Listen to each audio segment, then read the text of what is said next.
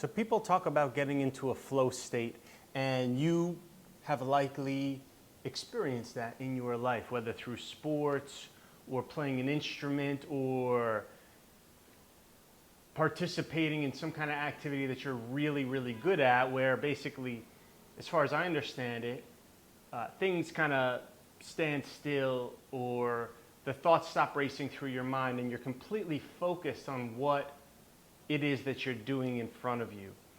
And it's not something that everyone can just tap into, especially if you're not a master or an expert in some particular area. And this could be plumbing or electrical or building a house. I just listed 3 construction related manual therapies, but manual labor jobs, but it could be manual therapy. It could be anything that you're really good at, and it could be accounting.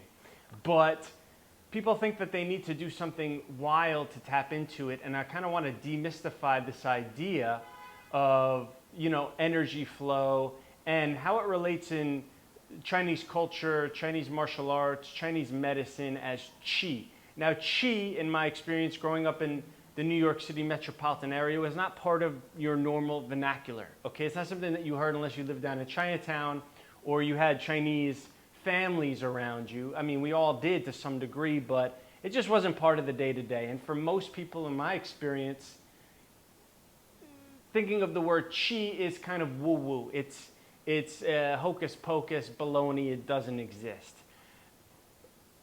Now, in Chinese medicine, most practitioners will talk about qi, and they'll use energy as the substitute word because there's no direct word or specific word that encompasses the understanding and the meaning behind the word qi. And I think if you understood qi a little bit better, qi energy, then you would recognize that it's actually something, entering into this flow state and having this really skill set is really your birthright. It's all of our birthrights.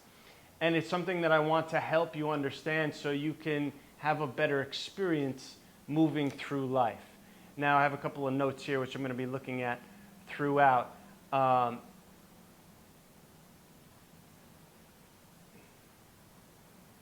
So the essence of qi for someone who's new to this idea, when I'm working with new students or new clients, whether they're coming just for a Qigong class or Bagua, a Bagua zhang session, which is Chinese martial arts, or if it's more physical therapy related or movement therapy and movement mechanics for orthopedic pain or some kind of condition, neck pain, back pain, things like that.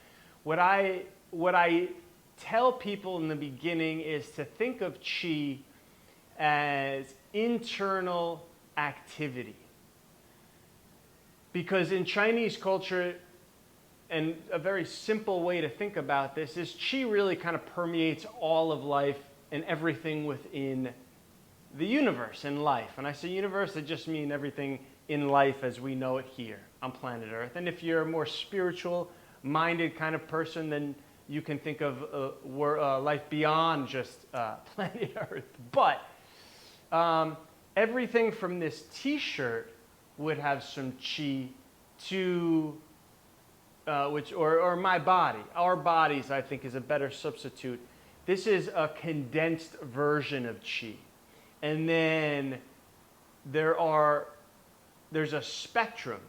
So my breath, our breath is also a form of qi. And they'll think of the qi or describe qi in Chinese culture as breath, as air, as vapor, mist, smells. Talk about temperature in terms of qi, attitude in terms of qi. And it's in Chinese medicine broken down in a very granular way where each of the organs has a specific qi, and it's related to the function, the functionality, and the movement behind it, and the task at hand for all of internal physiology. So there's a qi that contains things. Our skin is containing everything inside. Our skeleton is holding us upright. right? Our bowels allow things to, for lack of, I don't want to be too graphic here, but they let things out of the body, hopefully. Some people have issues with that. Some people can't go to the bathroom, they can't pee. They feel like they have to, but they can't. Now, this would be considered a chi problem. If things are coming up, hiccups or indigestion is a misdirection of this energy, which we call qi in Chinese medicine and internal Chinese martial arts and these internal practices. And so this is all energy, and I think when people describe energy flow and I have low energy today, or I wish I had more energy, or I don't have the energy for that, or I feel very energized, when we hear these kinds of phrases, it's a very general way to think about qi. And I'm not suggesting for a second that you really understand qi at all of these levels. I'm not sure anybody fully does. Maybe there are probably a few people, a few scholars and a few masters out there. But to have a little bit better understanding of energy and qi really helps us get through life in a much smoother fashion, for lack of a better term, because otherwise we're just kind of, I don't know what's happening, I'm having this indigestion, or I don't know, I have back pain. Well, any kind of pain in Chinese medicine, for example, is seen as an obstruction of this flow of qi, of energy, for lack of a better word. And so it really helps us to unwind what's happening. People have chronic neck issues. I have some long-term chronic issues with my neck from injuries in the past. I had all kinds of chronic issues with my wrist. And this is part of how I started to understand this, because when I had my wrist issues, which led me through 2 surgeries, I had to transition careers from being an electrician to something that was a little less physical in the beginning. Physical therapy, chiropractic, injections into my wrist. Ultimately, what was happening is I had a blockage of energy, of qi, seen through the lens of Chinese medicine, in my wrist. But if the problem was truly in my wrist, then the surgeries would have worked, because they went in there to try to clean it up in Western medicine terms through arthroscopic surgery to clean out the area. Really would suggest congestion in the area, but that didn't work. And I lived with that for over 8 years. But eventually I did discover through Chinese medicine and through being introduced to these concepts that the blockages were actually coming from further up the chain, from my elbow, from my shoulder, from my neck, from the way I was breathing. And so it was more of this global, or not totally global, but this bigger problem of obstruction of flow. And once I discovered that, you know, I actually had, I had the power to actually make these changes from inside out on my own, with the help of other people, of course. It was incredibly empowering, and that's why I really want you to understand about this a little bit more, because when you have this understanding and then you learn the skills through a practice like through some kind of energy practice. It doesn't have to be Qigong or Neigong or Bagua or Taiji. These practices that I love, I encourage you, I'm biased to it, but there are others out there. And when you have that skill set, it gives you, it empowers you to be able to work through some of these issues that you're living with. Now,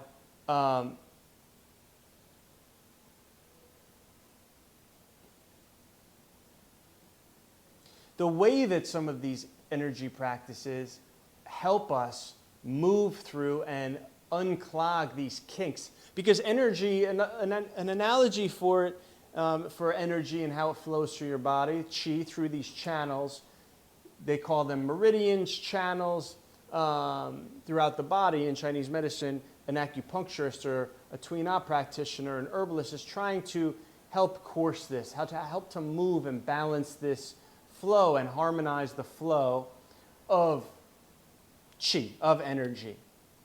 And so it flows like water through a hose is one way to think about this.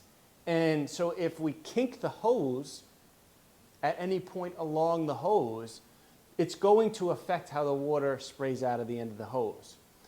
So it's going to affect everything beyond the kink and in front of the kink, right? Because now we're going to sort of create this pressure behind it that's going to build. And a lot of times that can result in pain in the body and how it's reflected, or dysfunction. Things become excess in certain areas and deficient in others. That would be sort of the water potentially dribbling out the end of the hose. Now in the body, there's so many moving pieces and so many ways to make these kinks. It's not just injuries falling through repetitive movements on your job if you have a physically demanding job, but mentally we can create kinks. Emotionally, we can create kinks. Spiritually. So these kinds of causes can create a tremendous amount of problems that start to pop their head up in all different areas, whether it is physical orthopedic pain, whether it's headaches, indigestion, erectile dysfunction, problems going to the bathroom, and even worse and worse problems. And that's how the body does eventually communicate with us when our energy is not flowing, is through these are the signals, these are the alarms, as you already know. And the less that we pay attention to them and ignore them, the louder the signals become and the louder the body speaks to us. But when we don't have an understanding of how to unkink and unclog these issues in the body, we go to this doctor. And while there's obviously Western medicine has saved lives, it's brought probably 100% of the people watching this into this world, they're fragmented. And so you may go to the wrist surgeon, which is what I did, but he didn't talk to my general practitioner, and they didn't talk to the chiropractor, and they didn't talk to the physical therapist. And so there was all these disconnects, and they're all individuals, right? And they all have their own schooling and background and experience that they bring to me, their patient. And this creates another kind of imbalance, right? And it can get messy, and when things are not getting better, it's frustrating. And so I hope that this kind of helps to paint the picture of energy flow. And so through movement practices or stationary practices, fixed practices, and posture and breathing and having a general sense of how things are supposed to move in the body can really give you a lot of wisdom to take with you as you move through your day. And then for people around you as well, because once you start to understand some of these things, people that work with me, I have this woman that I'm working with, she's amazing. She has been working with me now for a few, like 4 or 5 months now at this point. And she's taken to this so much, and this happens. She's pushing this, of course, which is what I did on family and friends and stuff. But when you have little kids, or when you have people that are actually coming to you with these problems, it also gives you these tools that you can help them with as well. And so the main things that I think that we need to understand about energy flow is that it's not just this one big global. In fact, let me take that back. It is sort of.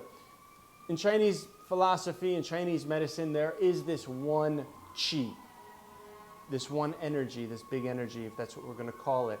But then it is broken down into these different functions and activities and responsibilities within our life.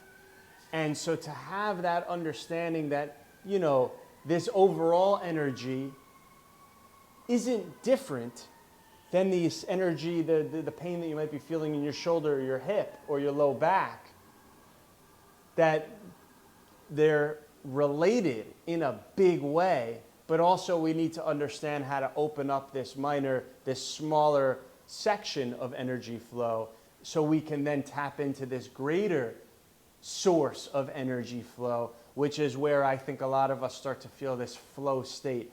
And just as a side note, I know a lot of people will go to the exercise classes, and they can be very high intensity exercise classes, which can put you in a flow state because it kind of bypasses these little kinks that you're feeling in your armor and your body, and it taps you kind of into this bigger energy flow for that 45 minutes or that hour. But it can actually exacerbate some of the little kinks inside, and so we see a lot of people coming into the clinic that continuously do that because they're getting this this positive feedback from that class, but at the same time they're also creating more damage. So again, having this understanding of energy flow a bit more in your life will help you sort of balance that out a little bit in terms of not relying just on those high intensity classes to tap into that energy flow. In fact, you can tap into it in much smaller doses, much safer doses for your body while it's recovering and getting better. So then ultimately you can spend more time with this greater, bigger source of energy flow. I hope that makes sense. I know I was a little all over the place.